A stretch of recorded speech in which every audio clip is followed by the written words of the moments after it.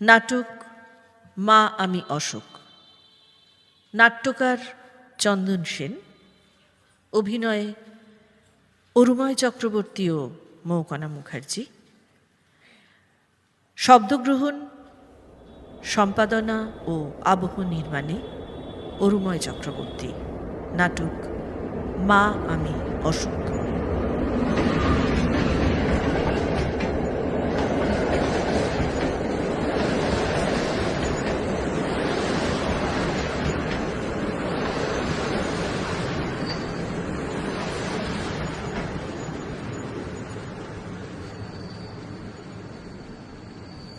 আজও এলো না। 17 বছর ধরে একইভাবে সোদপুর রেল স্টেশনে এসে দাঁড়াই। বিকেল 5:30টার শান্তিপুর লোকাল চলে যায় শিয়ালদার দিকে। শতযাত্রীর কলকোলাহল, চেঁচামেচি, হকার, ভেন্ডার, খদ্দেরদের হাঁকাহাঁকি। অশোক বাড়ি ফেরে না। 17 বছর শিশু যুবতী হয়, যুবতী প্রৌঢ়া হয়ে ওঠে, প্রৌঢ়া মৃত্যু পথযাত্রী বৃদ্ধায় পরিণত হয়। আমি কিরণময়ী রায়, স্বামীকে হারিয়েছি 30 বছর বয়সে। অশোক 5:30টার শান্তিপুর লোকালে ফিরে আসবে বলে ঘর ছাড়লো যখন, তখন আমার বয়স 45, এখন 62। একা, এত বড় বাড়িটায় একা, অশরীরী আত্মার মতো এই ভুতুড়ে বাড়ি পাহারা দিচ্ছি। আজও এলো না। কি মাস? শ্রাবণ। তাই হবে হয়তো। আকাশে সকাল থেকে জমাট মেঘ, এখন সন্ধ্যা রাতের দিকে এগোচ্ছে। কটা বাজে? রাত 9টা হবে নিশ্চয়ই। বৃষ্টি পড়ছে। হ্যাঁ, বৃষ্টি শুরু হয়ে গেল তো। ছোটবেলায় বৃষ্টি নামলেই দুজন, আমি আর আমার ছোট বোন হিরণময়ী একসঙ্গে ছড়া ধরতাম। বৃষ্টি পরে টাপুর টুপুর, নদে এলো বান। আচ্ছা, নদীতে এখন আগের মতো বান আসে? আমাদের সোদপুরে তো অনেক বৃষ্টি হয়, কিন্তু বান তো আসে না। আমি সংস্কৃত পড়াতেন একটা স্কুলে। বৃষ্টি নামলেই জয়দেব, কালিদাস থেকে কত শ্লোক আবৃত্তি করতেন। আমি ছোট্ট অশোককে কোলে নিয়ে বৃষ্টির টাপুর টুপুর শব্দের তালে তালে সেসব গান, ছড়া, কবিতা শুনতাম। আর অশোককে বলতাম, খোকা খোকা, বড় হলে এমন ভাবে দরাজ গলায় আবৃত্তি করতে হবে কিন্তু। বাবা আমায় বলতেন, কিরণ, আমি বেশি টাকা রোজগার করতে পারিনি, কারণ বিলাসিতার অর্থ জোগাড় করার শিক্ষা আমার নেই। দোহাই তোমার, ছেলেকে শিখিও না ওসব। ওকে শুধু মানুষ করে গড়ে তোলো, টাকা রোজগারের যন্ত্র করো না কিরণ। অথচ টাকার জন্যই আমার স্বামীর জীবনটা শেষ হয়ে গেল।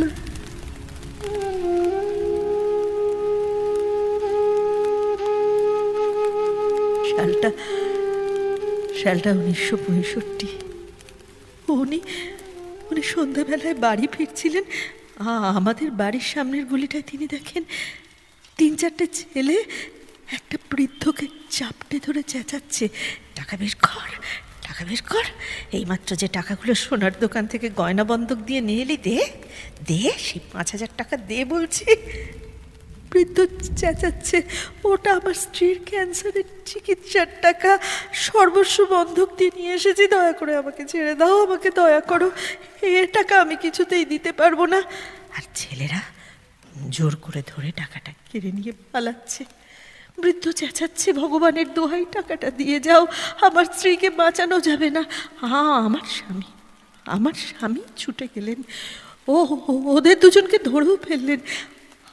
আচ্ছা, বিদ্যুৎ চমকের মতন কোনো একটা আলোয় ওদের মুখের দিকে তাকিয়ে চেঁচিয়ে উঠলেন, বিশু, অনিল, তোরা আমার ছাত্র হয়ে এই কাজ করছিস? বেদনার্ত বিস্মিত শিক্ষককে বেশি কথা বলতে দেয়নি ছাত্ররা। ছাত্র তো পর পর ছুরি মেরে পালিয়েছে। আমি যখন মৃতদেহটা ফেরত পেলাম, তখন রাত 12টা। বাড়ির উঠোনে লোকারণ্য। সব শুনে আমি চিৎকার করে উঠলাম। ওর মৃতদেহের উপরে পড়ে গিয়ে আমি চেঁচাতে লাগলাম, কেন চিনতে গিয়েছিলে? কি দরকার ছিল ছাত্রদের বিবেক জাগানো? আশ্চর্য, অশোক কিন্তু একটু কাঁদেনি। ওর চোখে তখন আমি আগুন দেখেছিলাম। আমি সবাইকে বলেছিলাম, দোহাই আপনাদের, 10 বছরের ছেলেটাকে একটু কাঁদতে বলুন। ও যে আগ্নেয়গিরির পাথরের মতো শীতল হয়ে গেছে। ওকে কাঁদান। অশোক সেদিন একটুও কাঁদেনি। বড় হলো অশোক,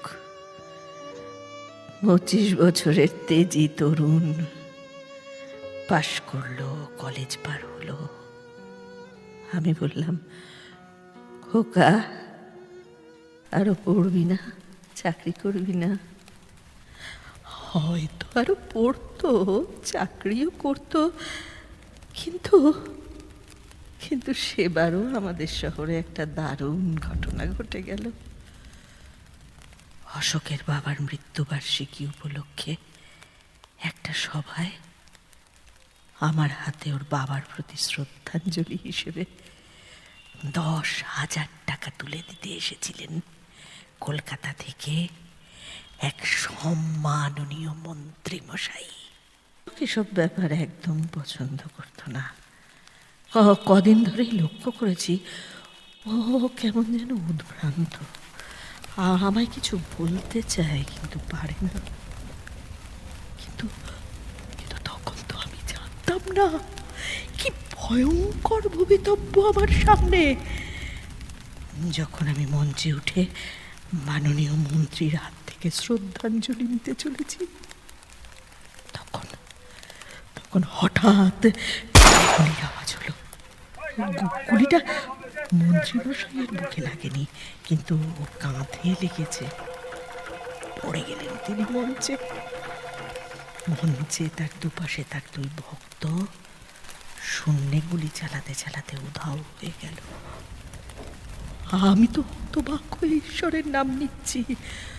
হঠাৎ দেখি মাইক দখল করে অশোক বলছে, এই মন্ত্রী 1.5 দশক আগে গুন্ডা পুষে তোলা তুলতেন, সব রকম অসামাজিক কাজ করতো লোকটা। এখন মন্ত্রী, মাননীয় মন্ত্রী। আর ওই যে দেখলেন তার 2 শিষ্য, ওরা বিশু আর অনিল। 15 বছর আগে আমার বাবাকে খুন করেছিল ওরা। আজ আমার বাবার প্রতি শ্রদ্ধা দেখাতে মঞ্চে উঠেছে ওদের ওস্তাদের সঙ্গে। স্পর্ধা দেখুন, স্পর্ধা। আমি চেঁচিয়ে বললাম, খোকা, এ তুই কি করলি? ও টাকাটা তুমি নাওনি, বাবার সম্মান বেঁচে গেছে মা, বাড়ি ফিরে যাও।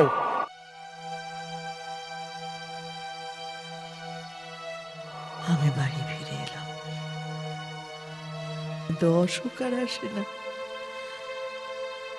আমি যখন কাঁদতে কাঁদতে ক্লান্ত হয়ে ঘুমিয়ে পড়তাম, শেষ রাতে আসতো, কিন্তু কিছু বলতো না, চুপি চুপি চলে যেত।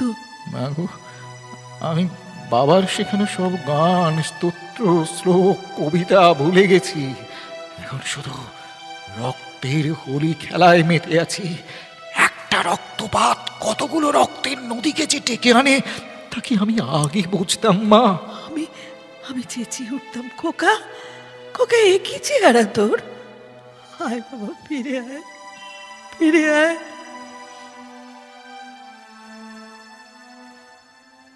শেষবার এসেছিল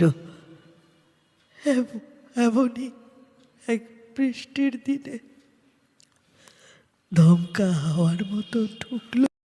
মা, মা, আমার বোঝাপড়া প্রায় শেষ। অনিলের দলের সঙ্গে শেষ মুখোমুখি দাঁড়ানো, দেখে নিয়েও জিতবই। আমি শান্তিপুর যাচ্ছি, 5:30টার ট্রেনে ফিরবো। আজ নিশ্চিন্ত মনে তোমার রান্না খাবো রাতে। আমি যাচ্ছি মা, যাচ্ছি।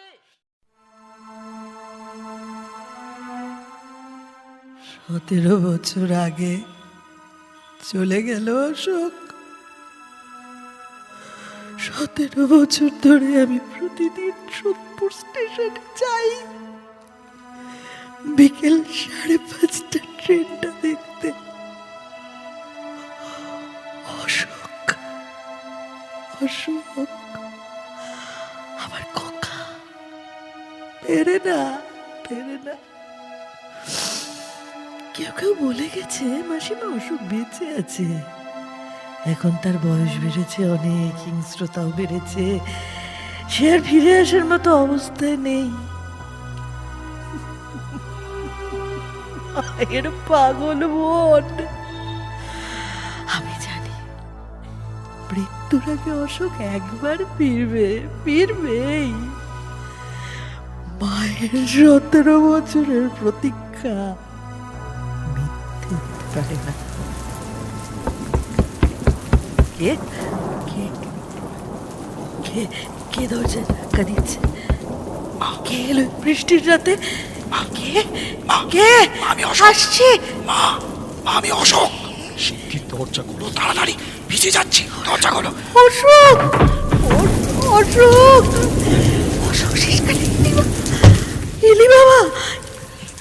এই দিনটার জন্যই তো আমি মৃত্যুকে বরাবর ঠিক রেখেছি।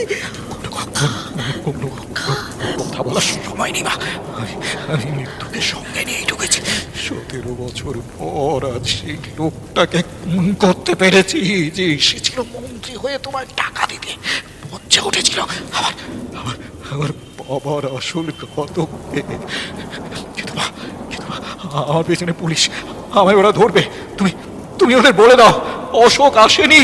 যাও যাও, কিছু বলো মা, তুমি আমায় বাঁচাও মা। মা, তুমি আমায় বাঁচাও। বদলা নিতে শেষ পর্যন্ত ভয়ঙ্কর আততায়ী হয়ে উঠেছি। আমি পেরেছি। তোর বাবার সম্মান বাঁচবে, বলছো মা? তার আত্মার তৃপ্তি হবে। ওই দেখো মা, পুলিশ দরজায় ধাক্কা দিচ্ছে। বাঁচাও, আমায় বাঁচাও। 17 বছর পর তোর কোলে একটু বিশ্রাম নিতে এসেছি মা, বাঁচাও মা, বাঁচাও আমায়। ওরা আসছে মা। না, তোকে বাঁচিয়ে তোর বাবার স্মৃতিকে আরো সম্মান করব।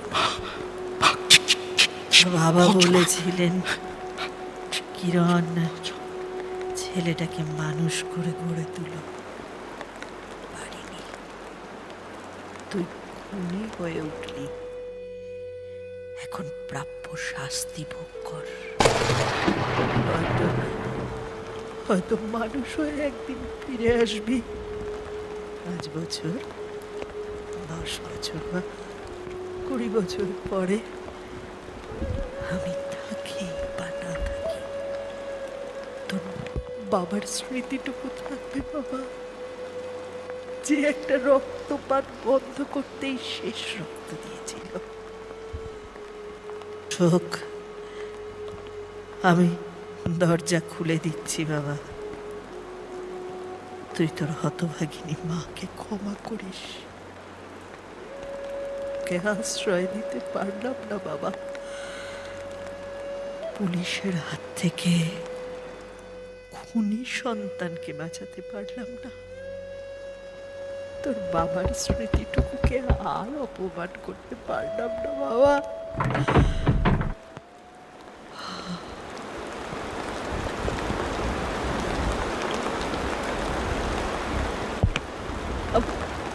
ছেলেটাকে একটু খেতে দেবেন? 17 বছর পর মায়ের হাত থেকে দুটো ভাত খেয়ে জেলে ঢুকুক আমার সন্তান।